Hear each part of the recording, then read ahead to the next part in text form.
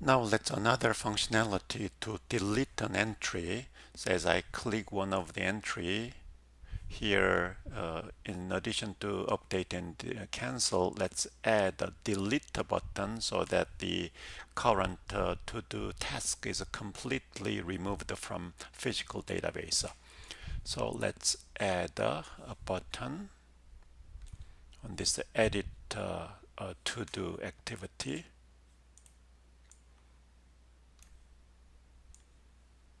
Constraint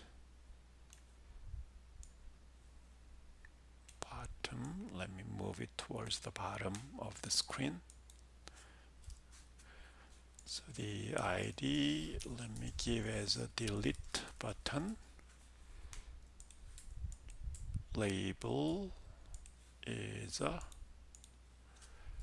label delete button. Delete this to do. There. So in edit to the activity, let's add a delete button event handler set on click listener.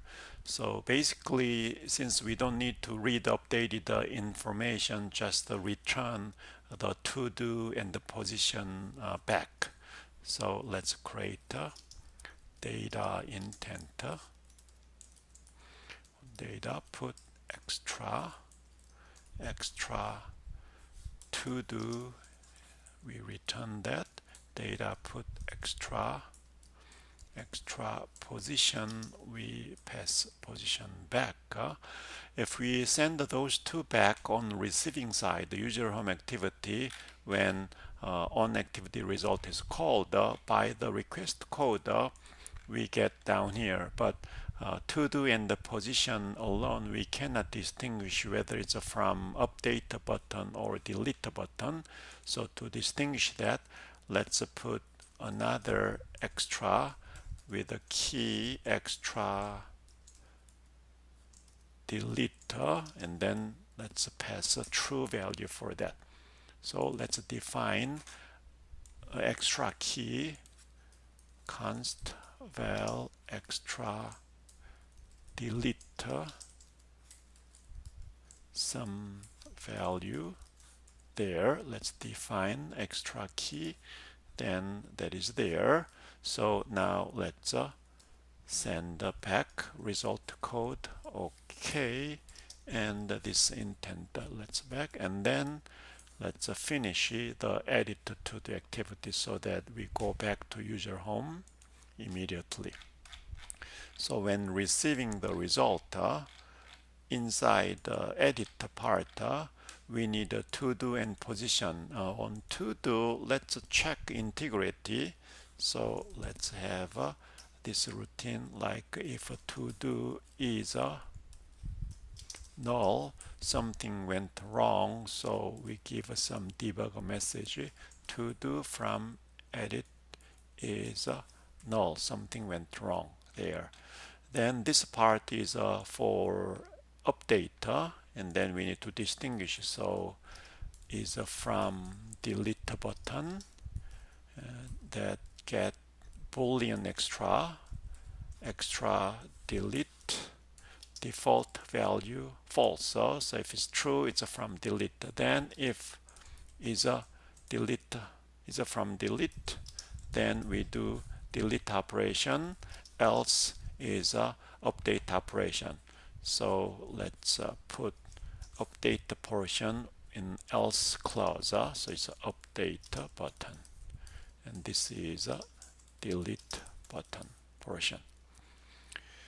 So in doing delete operation, so let's first delete it from database. So db collection user email and document, and then to do ID is the document ID. Then we call delete function, which physically removes the document from the database. Then we can add on success listener when some went successfully. Also we can add on failure listener, something went wrong.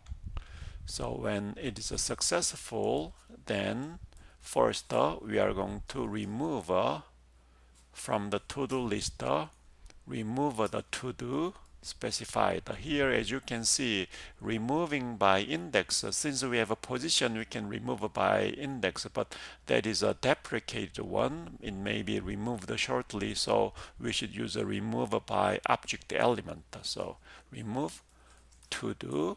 So to do is removed. Then we need to notify the adapter that it has been removed. Then will be redisplayed accordingly.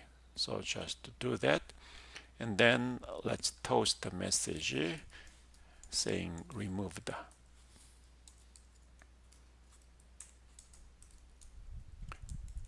Removed. There. On failure, let's do toasting and then debug message printed on logcat window. Delete failed, and then failed message, failing message is on logcat. So looks good so far. So let's test the program. Then this is a Firestore console. We have currently 4 documents under HSung account.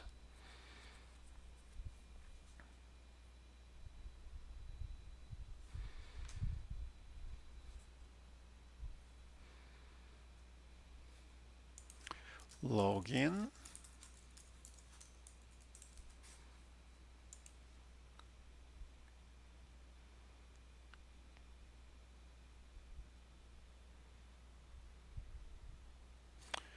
So the current one is title 4 and then value. So that is the last one, title 4 and this value. So let me click.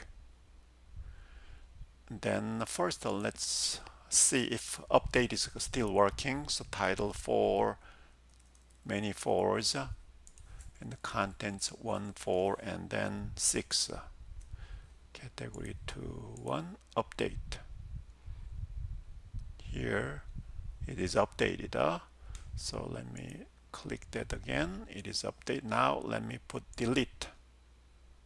So that is deleted from Firestore physically, but on the screen it's still there. So the screen display and then the actual database is not synchronized because we handle separately for performance issue. After deleting, we do not download, but we just update the to-do list.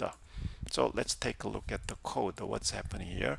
So in the code for performance issue, after deleting a document, instead of re-downloading from the Firestore, which is a time-consuming operation, since I have a current to-do list in the array, so I just remove that. Here, why it's not working is the function remover. The function remover, whether the provided one and then array list checks equality for each element, and then if they are equal, and that one is removed.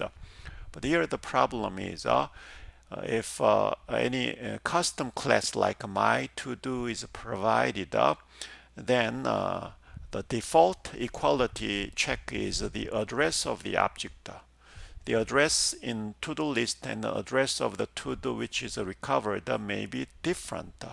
So that's the issue. So what you need to do is in the my to-do class, we need to define what we mean by equal in two objects of my to-do. In this application, equal my to-do means on the actual database, if document ID, which is a primary key, are the same, then that's the same thing. So we need to compare by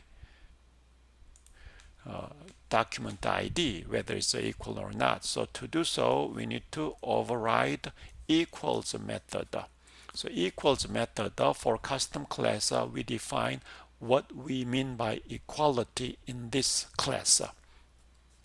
So the parameter is any types. Any type in Kotlin is the same as a capital O object type in the Java. Capital O object is cosmic superclass, ancestor of any class. So same thing. Any is that in Kotlin. So let's first check if others provided as a parameter is my to-do class type. So if not, then it is a false. Otherwise, let's compare ID of a current object with the others ID. Compare those two. Then if they are the same, then it is true. Otherwise, it's not equal. So that's what you need to do. And in this specific application, the document ID in the database tells whether they are equal or not. So let's now test the program. Physically, I have three documents. One was anyway deleted. So now let's see if the screen display and the database contents are synchronized. Login.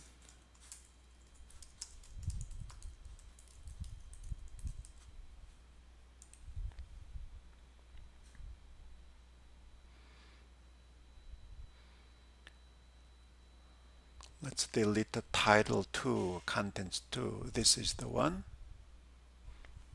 Delete.